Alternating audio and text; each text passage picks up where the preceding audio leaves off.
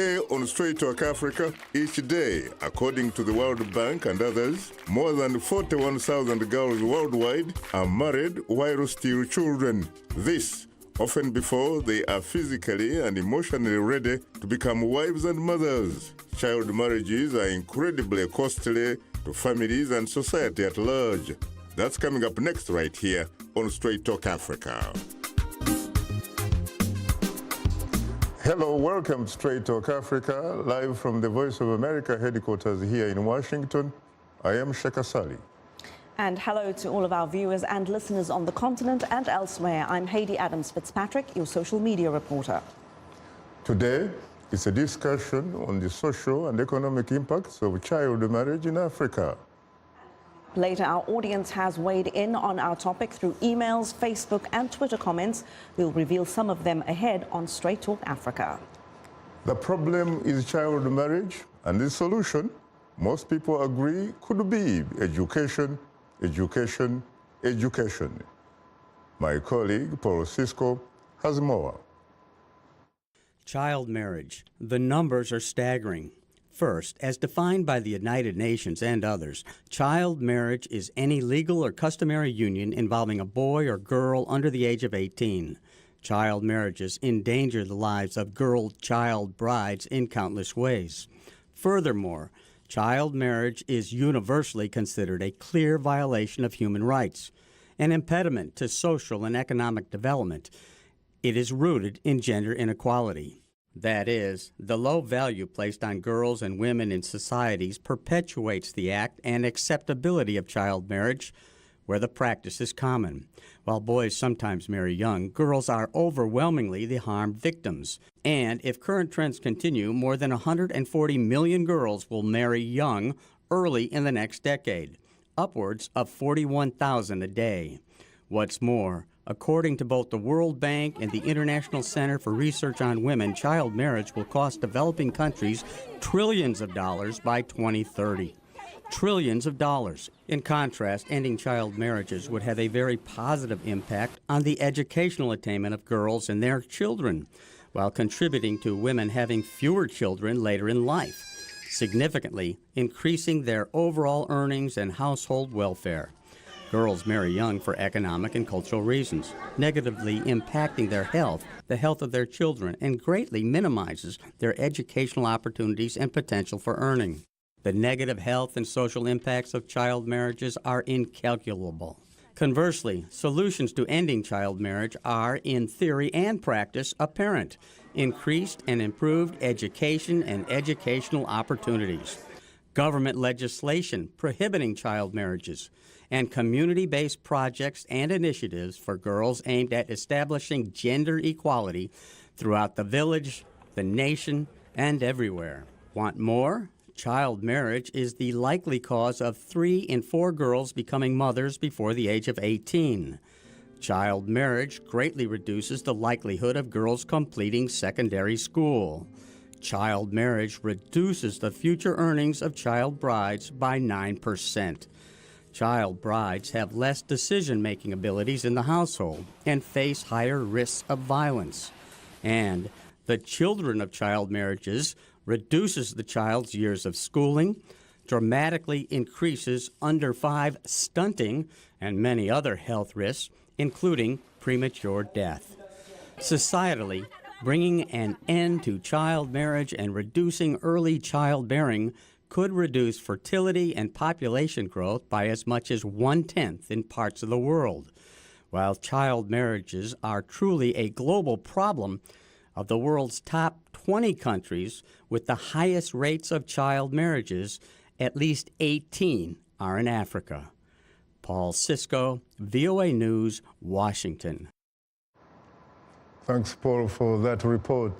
Joining us here in our VOA studio is my distinguished guest, Dr. Quentin Wodon, lead economist, education and global practice at the World Bank Group.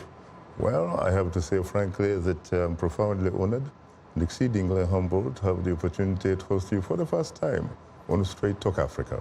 Thank you so much for inviting me. You're most welcome, sir. And Seconde Nimenya, MBA, author, motivational speaker and diversity advocate. She joins us live via Skype from Seattle, Washington. It's a pleasure, Seconde, to host you for the first time on Straight Talk Africa. Thank you for having me. You're most welcome. Later in the program, we'll give you, our audience, a chance to call in with your question or comment. The number to call is 202-619-3111. The US country code is 1. Let me come to you immediately. From the package we just watched, it looks like the problem with child marriage is most acute in Africa. Why? First, let me tell you that you are correct. The problem is nowadays most acute in sub-Saharan Africa. It used to be 10, 15 years ago that the share of girls marrying before the age of 18 was higher in South Asia than in sub-Saharan Africa. But India, and the data was released just a few days ago, has made tremendous progress in reducing the prevalence of child marriage. And so today, new numbers will come up soon, but indeed, the problem seems to be the most acute in sub-Saharan Africa. How did India and the other Asian countries do that? That's a complex question, but your introductory piece was very good, and you mentioned education, education, education. India has made a lot of progress in indeed providing education opportunities for girls. The country is also developing very rapidly, and poverty is one of the factors that does lead to child marriage. So it will be difficult to give a very complete answer as to why India did so well, but in Africa there is progress. Today, across the continent, a little bit more than a third of girls still marry before the age of 18. If you look back about 20, 30 years ago, it was just a bit under 50%. So you have about a 10 percentage point decline in child marriage. But that's decline in 2 to 3 decades. So it's declining, but way too slowly. Now, Quentin, when we talk about the solution being education, what exactly are we talking about here? Because what type of education, in fact, are we talking about? Are we talking about Western type of education? Well, before we think about the type of education, we have to understand why do so many girls marry early, right? And I should just mention that child marriage is defined as a union, so cohabiting with somebody, whether this is a formal or informal union. That's how it is measured, right? To me, the key word is the lack of a viable alternative. So if girls or their parents do not have an alternative to marrying early, then they will marry early. Why do they marry early? So, you know that in many parts of the world, access to education is still very limited. The secondary school might just be, for example, too far away. You also know that the quality of the education that is provided is often low. That means that it's often difficult for families to make the sacrifices that are needed to send their girls to education. But again, here I think you're probably talking or alluding to what some would call Western type of education.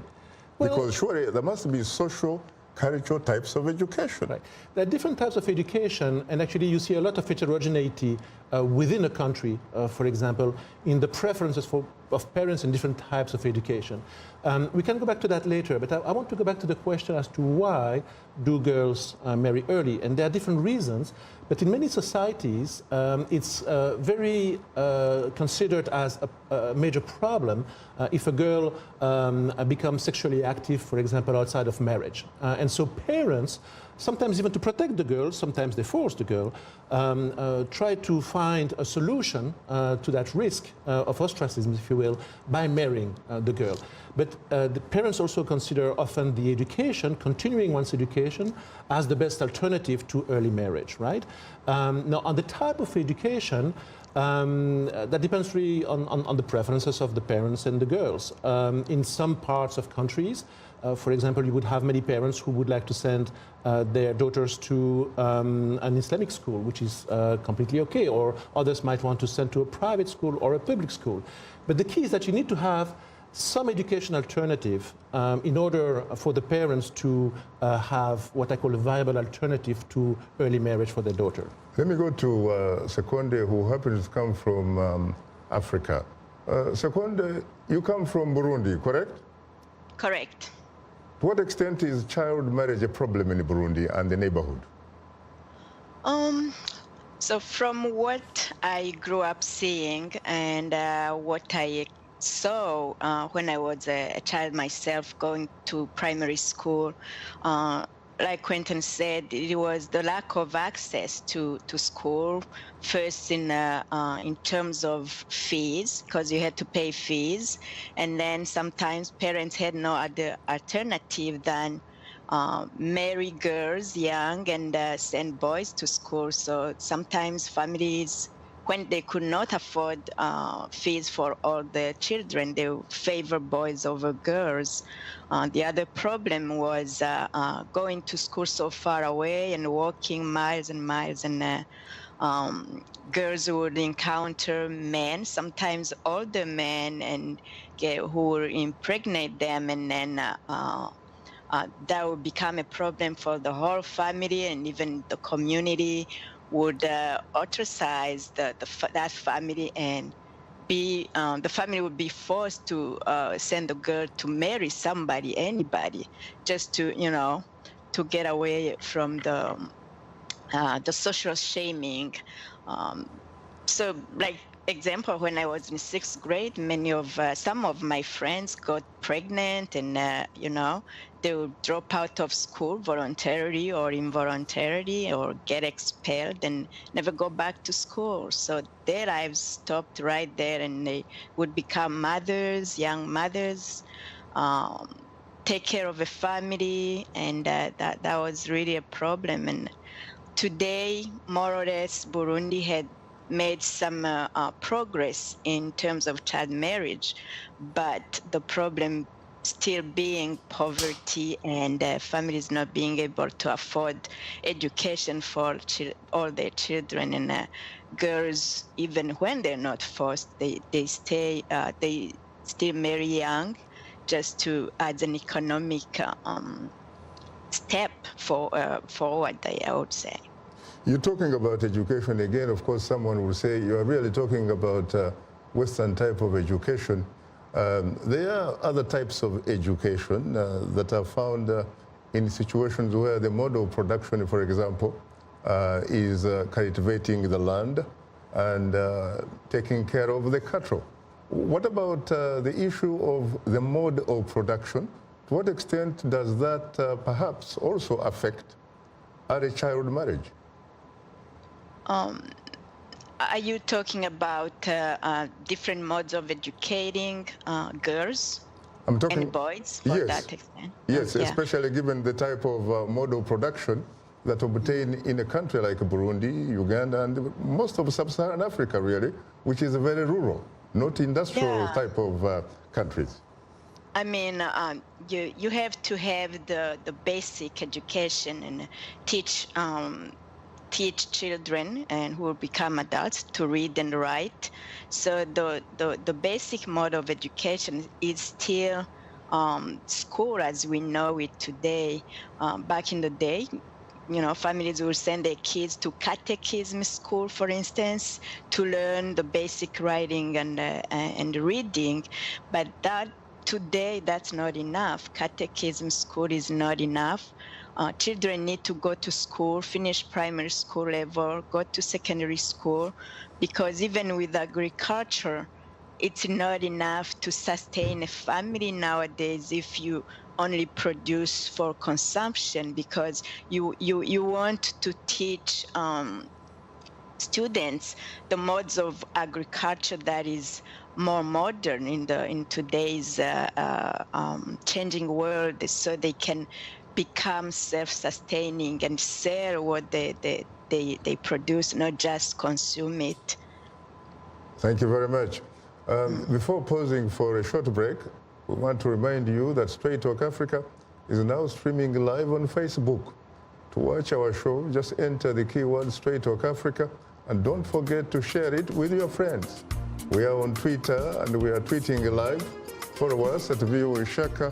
That's VOA Shaka, and join in on today's discussion with your questions and comments. Don't forget to use the hashtag VOA Child Marriage, and we will air some of your comments later in the show. We'll be right back with you, so please don't go away.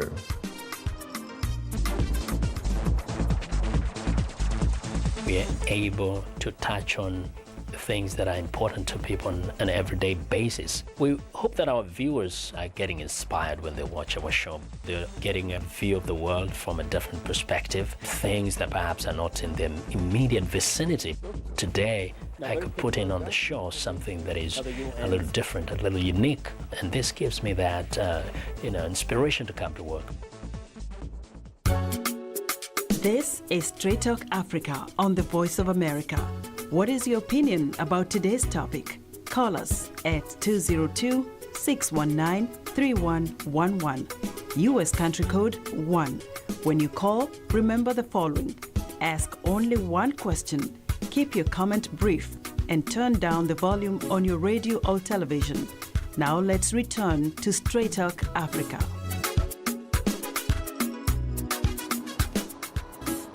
Thank you very much, Esther Gidu-Yuwat. And of course, this is Straight Talk Africa, coming to you live from Washington.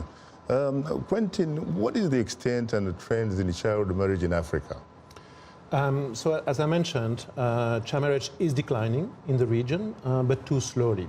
So it went from a rate of slightly less than 50% almost 30 years ago to a bit more than a third today. Very interesting. Why is it that, for example, most of these cases really, again, are found in Africa? Is it because Africa is less industrialized? Or is it because Africa is not focusing on providing, for example, civic education to all its people? So, again, I think it's a combination of factors, right? Africa has lower enrollment rates in secondary education than most other regions. The parents face a choice of sending the girls to school, or often, if she doesn't go to school, marrying her, right? It's actually, because of social norms, very difficult for a girl who dropped out of school in many countries to not marry quickly. Now, why do we have lower enrollment rates and often lower quality of education in Africa? It's a question of economic development. It's a question also of the fact that we need to make school more affordable, more school nearby, and of higher quality. In terms of social norms, I'm not sure that the situation is much worse in Africa than it would be, for example, in South Asia. It's a question of opportunity. And you mentioned before the issue of production. And I just want to say one word on that. So many parents want the girls to learn how to read, write, and be productive. One of the issues is that in many parts of Africa, you don't yet have women who have gone to school and are functioning as role models, if you will, as aspirations for the younger girls to follow. And so it's a little bit of a vicious circle, because you don't have that many older women who have gone through the full, for example, secondary education, have created a small business, or are working as a nurse, or are working as a teacher in school. You need to have that also to show the benefits of educating the girls and not marrying early. And so it's a transition. It's happening, but fairly slowly still in many parts of the region. You know, for my generation, and I was born and grew up in Uganda, it was very difficult, really, for most people to have access to education. You would find sometimes that a student, in fact, would probably be walking an average of 10 miles to reach the nearest primary education. But the type of education that you got seemed to have at least some value at that time. If you were being taught to read and write, you actually were taught to read and write, and you ended up knowing how to read and write. Now today, when you go to most African countries, including Uganda, you have the impression that every kid has unfettered access to school because of the establishment of universal primary education. And yet, when you look at the rate of dropouts, when you look at the rate of functional illiteracy, you can't believe it. Yes.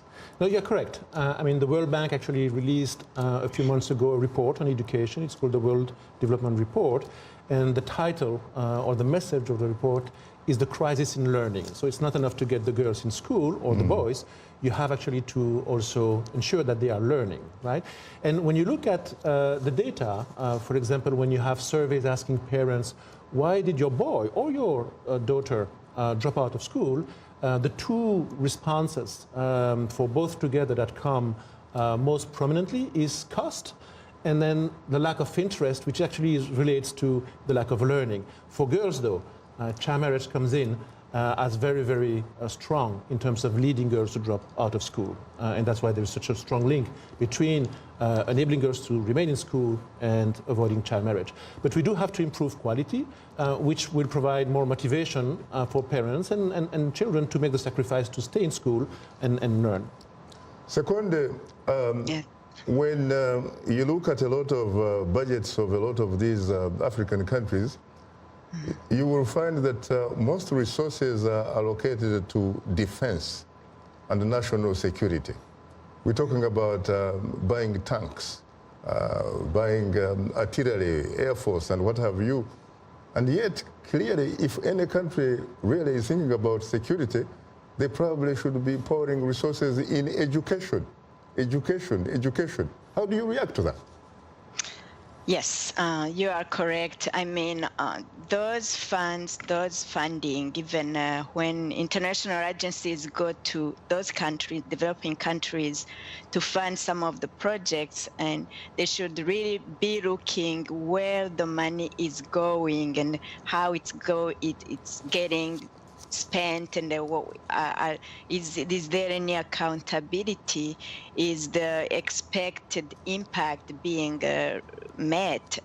So budgets should definitely be allocated to developing, especially rural areas. Education is still a challenge, even with the universal education that you were talking about. I know for a fact that even when it's free, and you have example 100 students in one classroom, a ratio of 1:100, that's just unsustainable, and the quality of learning is not there. So even though education might be today, a basic education might be free, the quality is something else to look at. So those are other challenges that develop from the universal education. So funds definitely shouldn't be allocated to the military. We should teach people how to live peacefully with one another, teach boys and girls how to respect one another, teach leadership. I do teach leadership sometimes when I go back home, and I know for a fact that those are not skills that they don't teach in formal education. So beside formal education, we should be teaching students leadership, how to lead, how to, citizenship, that kind of thing, and then add to that vocational education, so that those who don't continue to the university can at least go back in their communities and start their own businesses, be entrepreneurs themselves, and hire others in their communities. I think that's the key to development. Very interesting. Quentin, again, when I was growing up, at least my generation, which is probably your generation, it so happened that teachers were the role models. But today, in most Africa, they are no longer the role models. They are not remunerated well. In fact, even at universities, really, teachers find it very difficult, even to lecture. Now, there are some critics who have been saying that part of the problem really came from the institution where you work, the World Bank, one of the Bretton Woods institutions, that you used to have what is called a program called structural adjustment programs. and that this particularly removed the subsidies, for example, or pressured African governments to move away from, quote unquote, subsidizing education. Is that a fair criticism? Actually, I mean, the World Bank is very, very vocal in advocating support, not only for education, but also for health, for labor market policies, and so on. We are currently embarked in what is called a human capital project to actually make the case much more strongly in favor of investments in those areas. I could give you one statistic as to why we need to invest in this. So in a few weeks, we are going to release a report on the changing wealth of nations. And the concept of wealth is essentially the assets that a country has to promote its future development, to generate income, to generate GDP. And what we found in the three main categories of wealth, you have produced capital, for example, which is machineries or roads, infrastructure. You have natural capital, I mean, that's your oil, your minerals, and other things. And then you have human capital, which is the future earnings of your labor force. And what we find is that human capital is by far the largest component of the wealth of nations, and it increases as countries develop. And so we are using those numbers and many other studies and arguments to actually advocate for investments in education, in health, and in the social sectors. You know, there is a saying that if you educate a boy, you end up getting a man, an individual. But that in fact, if you educate a girl, you end up getting a woman who pretty much can impact very, very positively her neighborhood. Do you agree? Oh, absolutely. Absolutely. The benefits from investing in girls' education are just stunning. And we may later talk about the cost of child marriage, right? But the reverse is the benefit from girls' education. They are very large in terms, not only on the earnings of the girls when they become adults, right? If they are better educated, they will have better jobs and they will have more earnings that will reduce poverty. But you have, especially with girls, a lot of other positive impacts. It reduces fertility rates, which also helps to reduce poverty. And then you have a lot of effects that go from one generation to the next. So the children of a mother who is better educated are going to be better educated. If you educate the mother, you are going to actually reduce the risk of under 5 mortality, dying by age 5, or being malnourished. It's actually the same with child marriage. But so the benefits of investing in girls' education and ending child marriage are very, very large. That's one of the best investments that countries can do. Incredible, because in fact, I remember reading the story of Singapore. We're talking about Lee Kuan Yew, the man that essentially found Singapore a city-state that was so poor, third world. And for the next 31 years, he pretty much developed it into a first world. He talked about especially men who had gone to universities. He encouraged them to marry women who were university graduates, because at the end of the day, that couple would bring about incredible, incredible progress. And of course, you know, the rest is history about Singapore. Do you sometimes think about, or do you in fact recommend to African governments to adopt certain probably affirmative actions in terms of educating the girl child? We might not call it affirmative action, but yes, we do really recommend to governments to invest in girls' education. And just 2 years ago, approximately, a little bit less, our president made a commitment together with Ms. Obama, who was First Lady then, to invest $2.5 billion in girls' education over the next 5 years. And so we're actually well ahead of that. But this is something that we take very seriously and that we advocate for. Very interesting. Well, you are tuned into Straight Talk Africa. We'll have more of a discussion in a moment, including our social media segment. So please don't go away.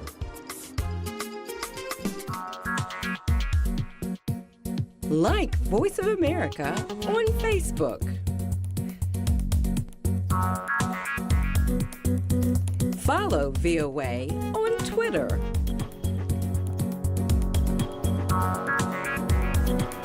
Join VOA on our YouTube channel.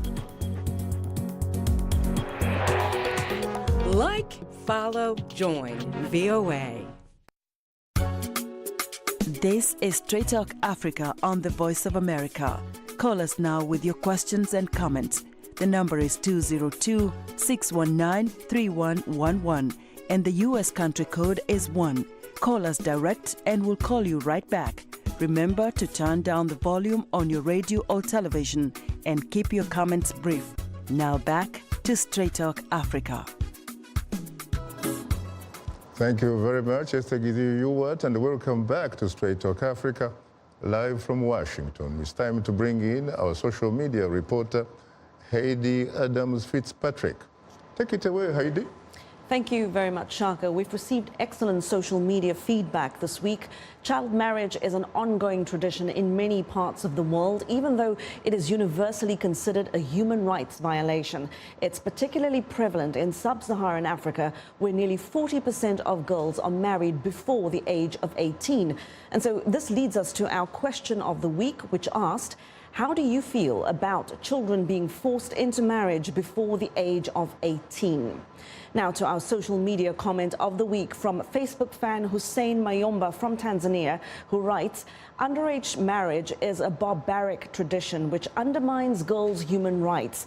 It contributes a great deal in constructing an unequal gender balance in society because it deprives girls of an education. Governments must enact strict laws and enforce them, as well as initiate economic programs that will lift people out of poverty. Let's go to another comment from a Facebook fan, Simon Kabwaya from Uganda, who writes, at the age of 16, someone must be in school. I believe poverty is the main factor that may lead to child marriage. Personally, I believe marrying someone off at the age of 16 or 17 is wrong and should be against the law. Parents should encourage their daughters to go to school rather than marrying them off.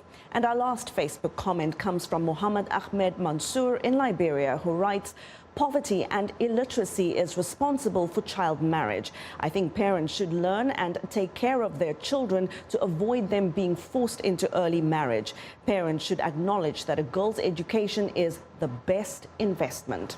Now, a reminder for you that we appreciate all of the audience feedback. If you are a new fan, drop us a line at africatv@voanews.com. And to comment on our Facebook page, just enter the keywords Straight Talk Africa. Be sure to visit us online at voaafrica.com. To join our YouTube channel, sign up to VOA TV2 Africa. Follow us on Twitter at VOA Shaka. Straight Talk Africa streams live every Wednesday on Facebook, or simply go to VOA's Straight Talk Africa TV program page that's on our website. And to watch us live on your mobile device, download the VOA mobile app. Now let's take a look at what's on tap for next week's program.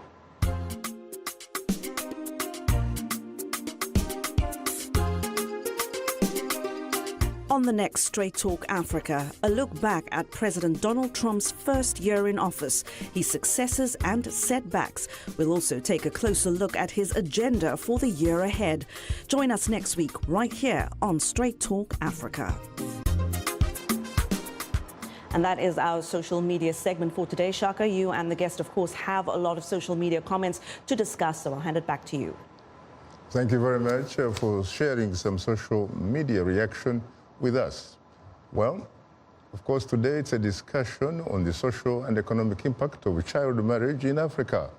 Our distinguished guests for today are Dr. Quentin Wodon, lead economist, education global practice at the World Bank Group, and Seconde Nimenya, MBA, author, motivational speaker, and diversity advocate. She joins us from Seattle, Washington. Well, lady and gentlemen, I have to say frankly that I'm profoundly honored and exceedingly humbled to have the opportunity to host the two of you for the first time on Straight Talk Africa. Thank you again. You're most Glad welcome. to be with you. You're most, you're most welcome, Seconde. You listened to some of that social media reaction from Heidi. Your reaction? They are absolutely correct. One said that governments should be able to stop child marriage, and indeed they should, and they should legislate and enforce the legislation, as well as have programs that give incentives for families to keep girls in school and keep girls and boys, really everybody in school, and finish school instead of putting out girls to get married.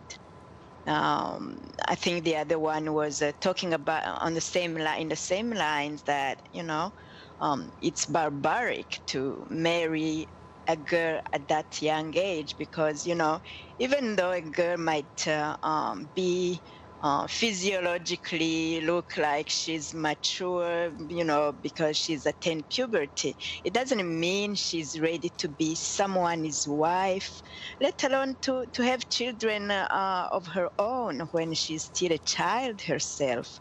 So girls should be allowed to go to school, stay in school, and graduate elementary school or primary school, as we call it, home, and go to high school and beyond. Governments really have a big share of responsibility in making sure that girls go to school and stay and have the opportunities to uplift themselves and their families. Quentin, anything to add on that?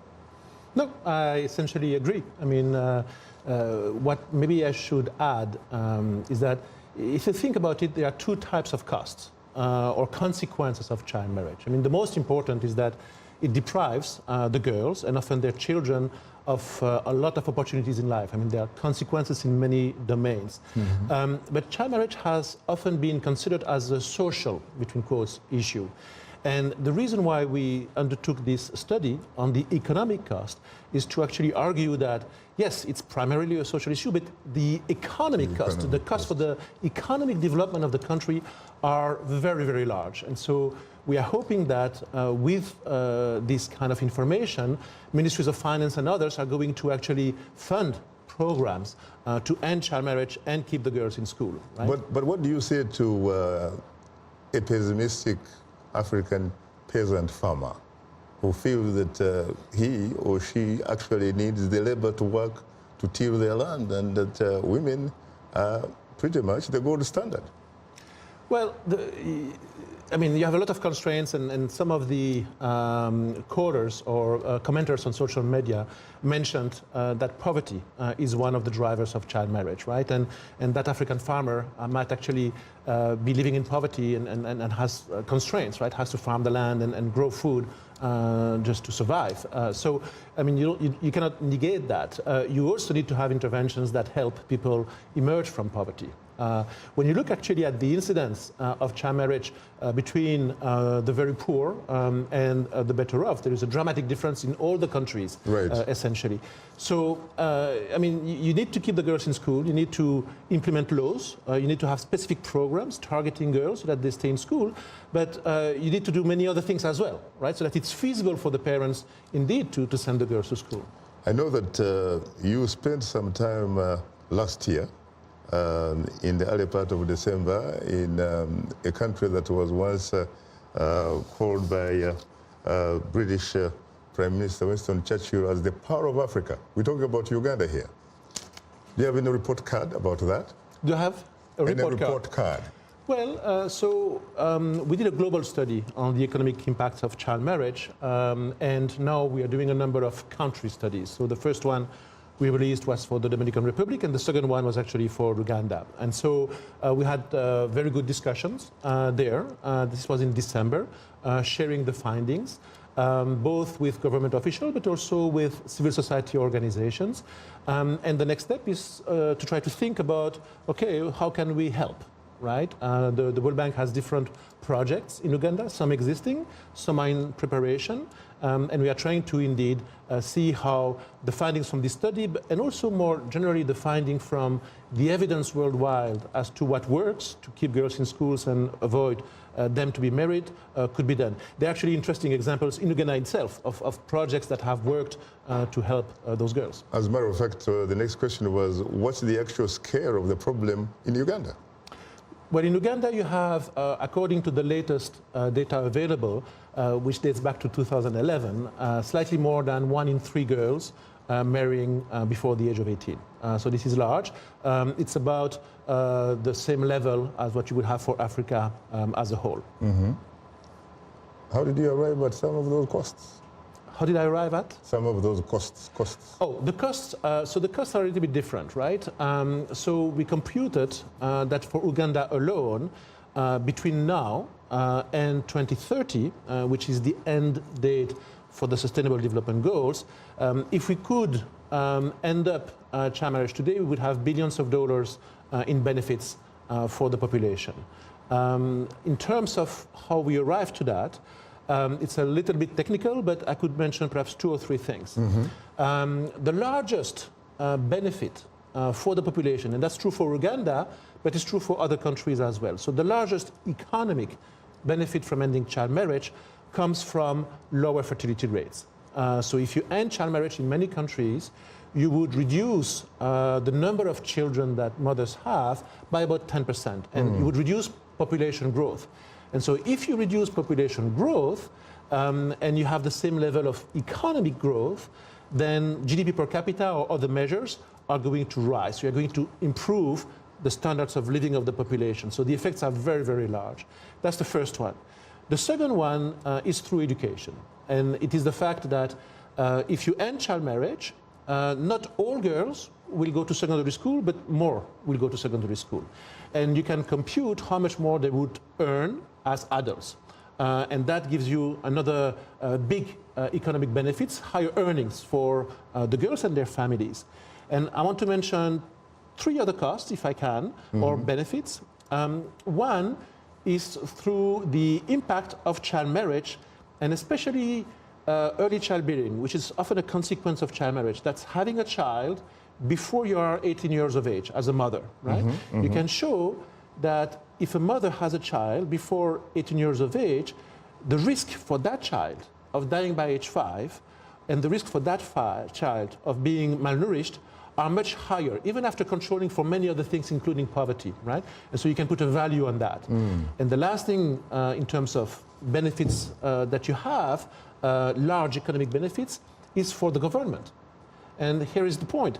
See, if you reduce fertility rates, the number of children that women have, you reduce population growth, so we reduce the cost for government of providing services to the population, whether it's education, whether it's electricity, whether it's health, and so on.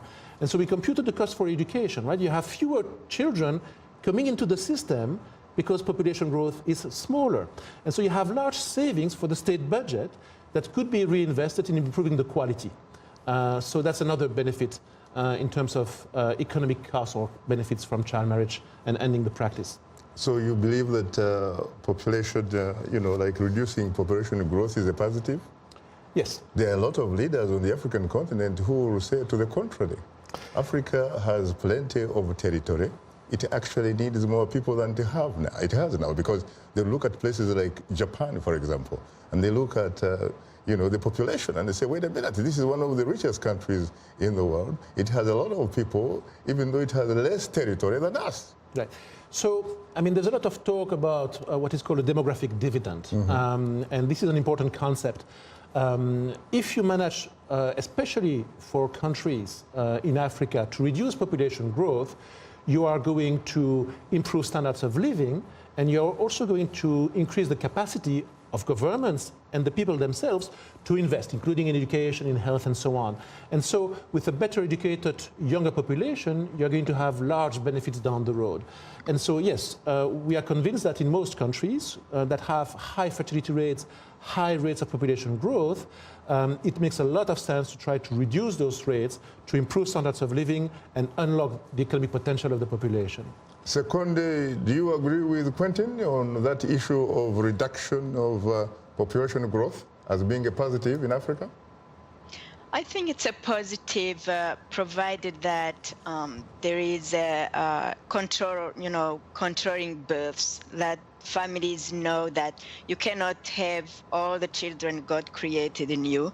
You can have a certain number that you will sustain, and you're able to educate and raise and put them through school and until they become adults. Otherwise, if everybody has as many children as they can, then the consequences are what we're seeing today. I believe that controlling births would be a good thing. It doesn't mean you will not have children. It does just mean that you have a number of children that you are able to sustain until they can sustain themselves. We know that of course, China was able to go that route and probably came up with some positive results, even though they do have some other problems right now. They could, in fact, be thinking about importing women for their men. How do you negotiate that culturally, around cultures, really? Culturally, of course, culturally, it's going to be a challenge at first, because this is anything that's new. People would resist to change, but with education, and when I say education, it's both formal and informal. And one of the good things about keeping girls in school longer, they will not only get an education until they, graduate, provide for themselves, but they also delay marriage, which delays having children. And when they have children and they are professionals in their own fields, they know you cannot just have all the children you have. They will actually be able to control both themselves and have a number of children they can sustain, and their children would replicate the same thing, and then the change would take effect in the following generations. Quentin, how do you negotiate this culture in Africa, especially because it is a very emotive, very sensitive thing, because a traditional African family thinks that the only thing that is really precious are children, and that children actually come from God. I mean, children are very precious, and the question here is to give the opportunities for women and families to choose the number of children that they have. Again, you can see that when you have, for example... you are talking about a couple, a man and a woman choosing. We are not talking about democracy here. I mean, we won't go into the details of that, but... No, but that's where the problem is, because here you are an elite working for the World Bank. You have this very interesting policy, and it is a very good policy.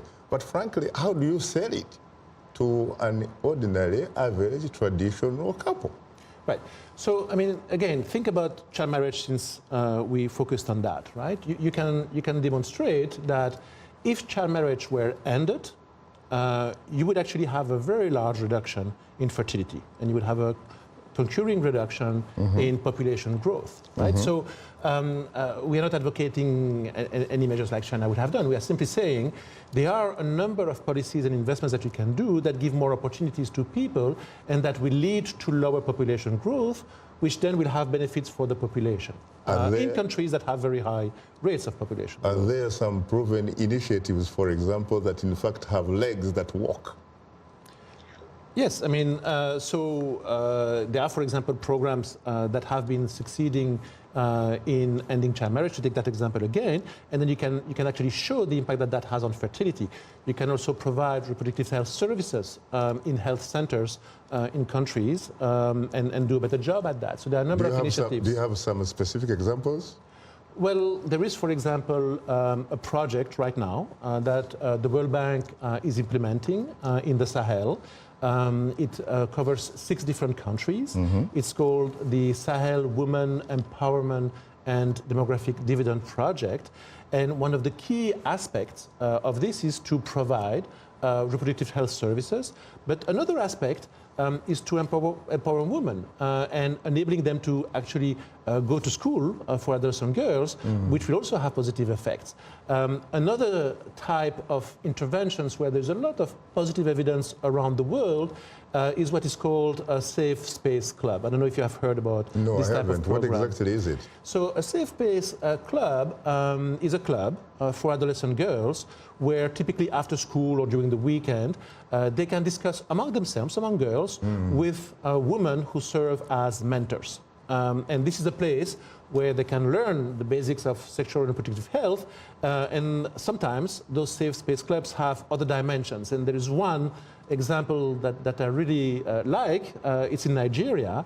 What I found very interesting is that apart from talking about the normal things that you talk in those clubs, in a very safe space among girls and female mentors, the parents actually asked that a good part of the time in the club be spent on strengthening what was learned at school, so that the girls would really be literate and they would also be able to do calculations and do math and so on. And that program has had an amazing impact on enabling girls to go to secondary education and graduate. So no, you have a lot of interesting programs, and one of the things that we try to do a lot at the World Bank, but others do it too, is do rigorous evaluations of those programs so that we can say this tends to work and this maybe does not work as well, and give advice to countries as to what they can do. Seconde, how do you react to that? Do you have some different type of recommendations to the World Bank, to the Bretton Woods, that perhaps can do a much more effective approach or something of that sort? No, actually, what he said, it's like he read my notes because, yeah. So, school for girls, it's a challenge because even when you go to school as a girl, you're expected to run home right after school, go fetch water, go, fetch firewood, whatever, do all the household chores and not really have study time. So the program he's describing it's really a great program if other countries can emulate that, because girls need a space, and safe space is even better, brave space is even better, where they can express themselves, they can discover things they don't necessarily learn in school, and have those extracurricular activities that can help them strengthen their knowledge, their formal education, and as well as informal education.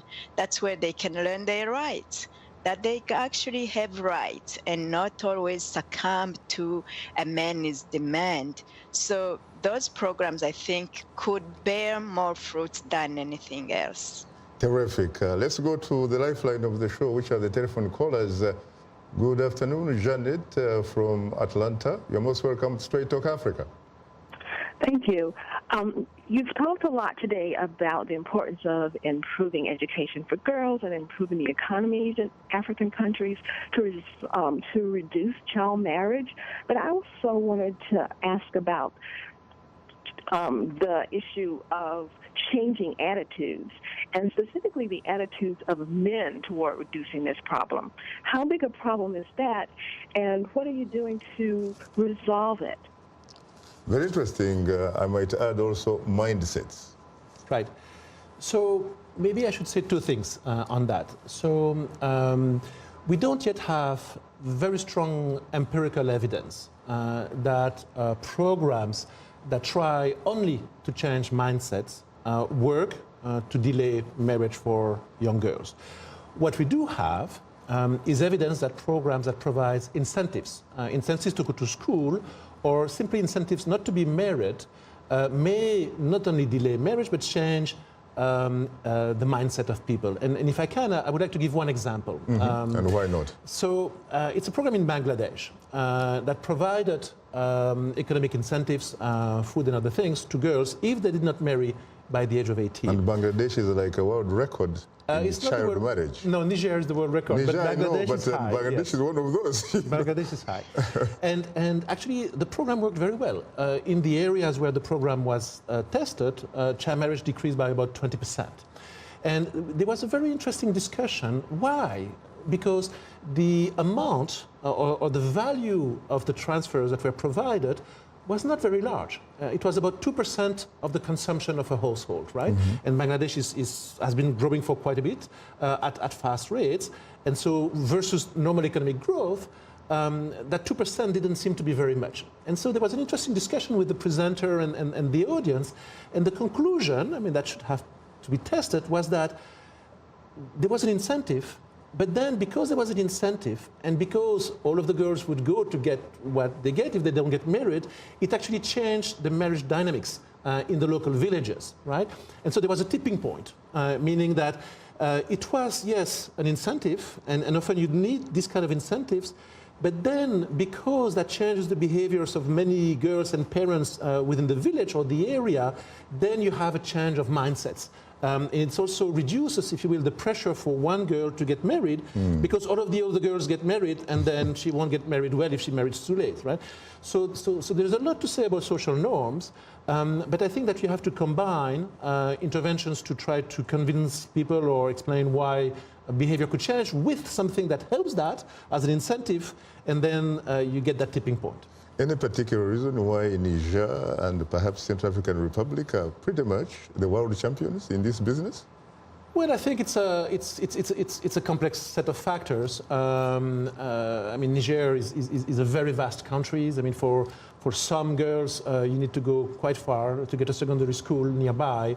I mean, there's quite a bit of poverty in Niger, so both the out-of-pocket cost, but also the opportunity cost, the time that the girl will spend in school, may be difficult for parents to afford. It's also a conservative society where parents fear for the future of their girls if, when they drop out, they get sexually active outside of marriage. So it's a number of different things that contribute to that. But Niger is actually implementing a number of programs to try to delay marriage now. And it's part of this Sahel program that I mentioned before. Very interesting. Seconde, you have the last word. Do you have any specific message for the average African parent in terms of giving a chance to the girl child? Yeah, I think keeping a girl in school and letting her finish school would reap more benefits for the parents and the community overall and the country really if she becomes somebody other than just a housewife going into child marriage and having many children before she's even mature enough to handle the responsibility. I used to say that, you know, if because the incentive for parents sometimes is the dowry, depending on the culture, that's paid when a girl gets married. So because again, economic reasons, that could be the cash incentive for them or cows, depending on the culture or a combination. But if you delay, maybe you get 2 cows instead of 1 if she's educated. How about that for an incentive? So keep girls in school and let her learn, and she will become a world changer. Very interesting, very, very interesting. Well, on that note, thanks to my distinguished guests, Dr. Quentin Wodon and Seconde Nimenya. Thanks to our affiliate stations, along with our viewers and listeners. For many of our Voice of America radio affiliates, Learning English is coming up next. And tomorrow morning's Daybreak Africa with James Bate. On behalf of the Voice of America, thanks for tuning into Straight Talk Africa. In the meantime, get better, not bitter Africa. And please remember to keep the African hopes alive.